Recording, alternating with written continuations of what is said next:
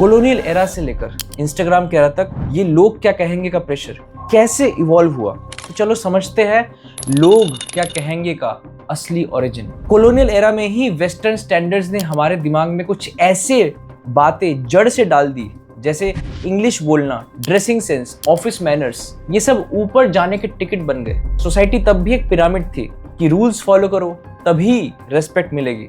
Rules society के structure के लिए ठीक थे, जैसे पर्टिकुलर ऑर्डर मेंटेन करने के लिए, अननेसेसरी क्लैशेस हम अवॉइड कर पाए। पर जब वही बाहर के रूल्स माइंड के स्ट्रक्चर बन जाए तब कोई भी बंदा अपने मर्जी से नहीं जी पाता है। इवोल्यूशनरी पर्सपेक्टिव से जॉइंट फैमिलीज में सर्वाइवल कलेक्टिव था, रिसोर्सेस और रेपुटेशन सब शेयर होते थे। पर ह्यूमंस ने इंस्टिंक्ट इतना ज्यादा एम्पलीफाई कर दिया कि इंडिविजुअल चॉइसेस भी एक ग्रुप वोट, सामूहिक चुनाव बन गया। आपकी डिसीजन और हमारी इज्जत। एज अ रिजल्ट क्या हुआ कि फियर ऑफ जजमेंट एक सर्वाइवल इंस्टिंक्ट से बढ़कर एक मेंटल जेल बन गया।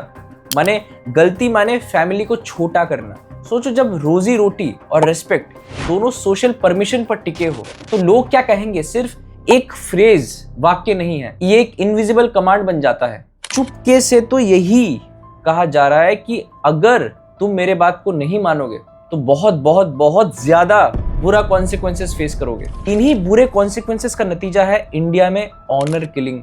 इसका रेट काफी ज्यादा बढ़ रहा है। मतलब अपने फैमिली की इज्जत बचाने के लिए अपने ही मेंबर्स को मार दिया जाता है। अब बात इंडिया पे आ गई है तो फिर क्या?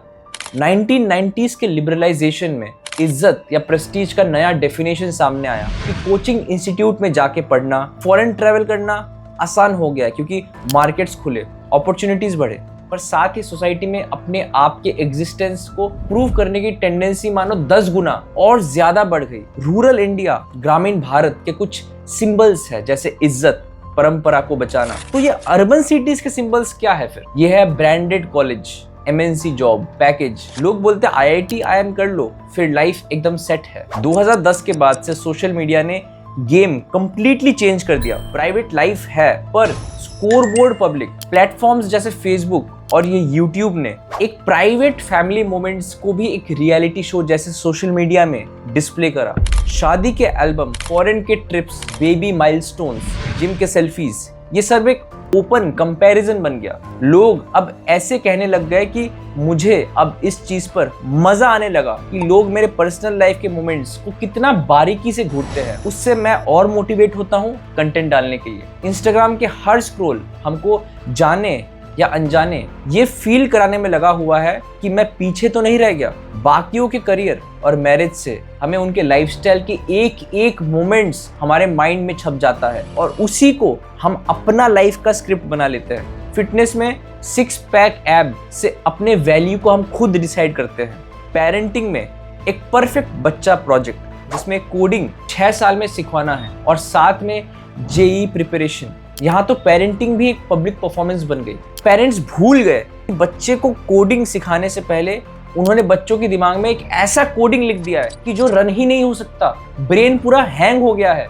सोशल मीडिया का जो चक्कर है उसमें यह है कि या तो आप सोशल मीडिया में हो या तो आप एग्जिस्ट ही नहीं करते। ये प्रेशर कोई बाहर का बाद में है, ये प्रेशर हम अपने मर्जी से लेते हैं इस होप से कि कभी सो कॉल्ड सक्सेसफुल बनूंगा, उसके बाद लाइफ सेट। कल्चर का मिश्रण काफी तेजी से हुआ। ट्रेडिशन प्लस ग्लोबलाइजेशन को हमने मिला दिया। कड़वा चौथ रील्स बनाएंगे पर ब्रांडेड कपड़े पहनकर। सरफेस लेवल पर फ्रीडम लेकिन अंदर वैलिडेशन की डिपेंडेंसी। कोविड-19 ने रियलिटी चेक दिया। लॉकडाउन ने एक फास्ट लाइफ को रोक दिया और उस चुप्पी ने सच दिखाया कि हम कौन हैं जब काम की उपाधि, पार्टीज और ट्रैवल पोस्ट बंद हो जाए तो। #मेंटल हेल्थ मैटर्स जैसे कैंपेन्स ने नए कॉन्वर्जेशन स्टार्ट किए। रिपोर्ट्स इंडिकेट किया कि रफली 35% राइज हुआ अपनी आइडेंटिटी और एग्जिस्टेंशियल क्राइसिस का। जब भी लाइफ में साइलेंस का फेज आता है तब भी अपनी एंजाइटी सामने आती है। मैं आपसे एक सवाल पूछता हूँ, क्या आपने बिना फोन ट्राई करे एक दिन भी रहने का ट्राई किया है कि फोन नहीं है मेरे पास तो मैं कैसा महसूस करता हूँ, क्या थॉट्स आते हैं मेरे में, क्या मैं उसको सह पाता हूँ? अगर नहीं किया तो आप एक दिन जरूर ट्राई करिए। उससे पता चलेगा कि आप कितना ज्यादा डिपेंडेंट हो इस छोटे से डिवाइस के ऊपर। इसी एंजाइटी वाले बात को मैं थोड़ा सा नेशन के लेवल पे लेके आता हूँ। इंडिया मैप पे देखो कि डर के कितने अलग अलग फ्लेवर्स है। गुड़गांव में focus job growth, posh area में घर, ब्रांडेड कार्स। दिल्ली एनसीआर में शादी का बजट एक स्टेटस सिग्नल बन गया है। बेंगलोर में स्टार्टअप फोमो। मुंबई में जो नेटवर्थ है, पैसा, वो किस चीज पे डिपेंड करता है कि आप कितने लोगों से जुड़े हुए हो। तो एक सोशल प्रेशर बिल्ड होता है। अब आते हैं रूरल एरिया में। रूरल और स्मॉल टाउन जैसे यूपी, बिहार, राजस्थान, एमपी में focus families, tradition, family honour, caste, communities, boundaries और जेंडर रोल्स पे है। वहां पे आप एक जाति से हो तो दूसरे से शादी करने का आप सोच भी नहीं सकते। और एक फीमेल घर से बाहर जाती है तो उस पर शार्प नजर रखा जाता है। अपने लाइफ में सबसे बड़े 2 फैसले होते हैं, एक शादी करना है कि नहीं, किससे करना है, और दूसरा करियर। पहला कंस्ट्रेंट सोसाइटी का है कि तुम्हें शादी तो करना ही पड़ेगा, और वो भी पेरेंट्स के इंटरवेंशन के साथ, सोसाइटी के इंटरवेंशन के साथ। करियर का भी सेम गेम।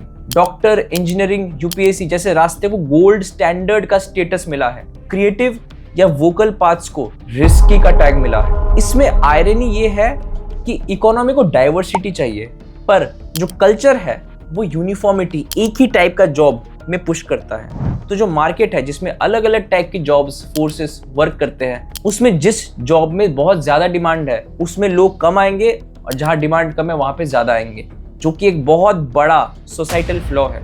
लाइफस्टाइल एक सीधा सा चेकलिस्ट बन गया है हमारे लिए। अगर लेट मैरिज है तो बहुत सारे सवाल पूछेंगे, अगर शादी करनी ही नहीं तो सामाजिक बहिष्कार है ही, और अगर बच्चा नहीं तो नपुंसक का टैग मिलेगा आपको। जेंडर रोल्स के स्क्रिप्टेड एक्सपेक्टेशंस है। अगर लड़का हो तो कमाना ही पड़ेगा, नॉट बिकॉज इंडिपेंडेंस इंपॉर्टेंट है, बल्कि तुम लड़के हो।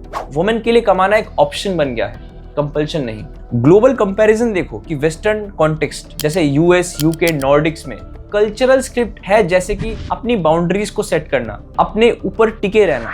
व्हाट डू यू वांट, आप क्या चाहते हो, ये एक बहुत लेजिट क्वेश्चन है उनके लिए। वहां का समाज अपने इंडिविजुअल चॉइसेस पर घूरते नहीं है। वहां पे गैप ईयर्स, करियर स्विच और थेरेपी बिल्कुल नॉर्मलाइज्ड है। पर इसके बावजूद भी वेस्ट में भी प्रेशर है। वहां पे परफॉर्मेंस, हसल, बॉडी इमेज, बस शब्द अलग है। बी यूनिक, इस स्टेटमेंट का भी अपना प्रेशर होता है। पर इंडिया में ना बोलने का दम काफी ज्यादा चुकाना पड़ता है। अगर आप किसी को ना बोलोगे तो हो सकता है वो आपको किसी इनडायरेक्ट तरीके से बदला भी ले ले। जब जब ह्यूमन माइंड में क्लैरिटी होती है तभी सोसाइटी वहां से चेंज होना स्टार्ट होता है। सोसाइटी उन बंदों से ज्यादा डरते हैं जिनके पास सही सवाल होते हैं, पर सोसाइटी के पास कोई जवाब नहीं होता। तो मैं आपसे चाहूंगा कि आप ऐसे सवाल फ्रेम करिए, कमेंट्स में लिखिए कि क्या पूछोगे आप उनसे जिससे कि सोसाइटी चुप हो जाए।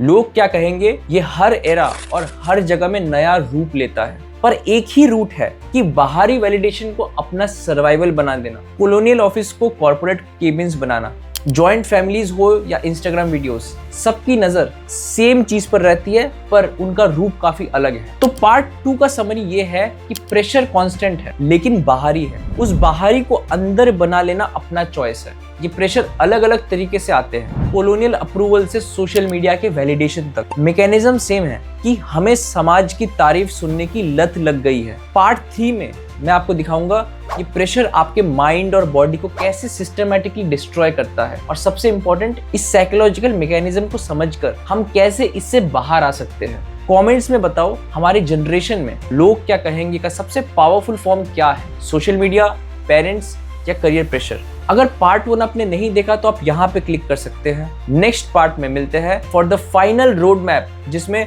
कुछ और एक्सप्लोर करेंगे। यहीं पे वीडियो को एंड करते हैं। धन्यवाद।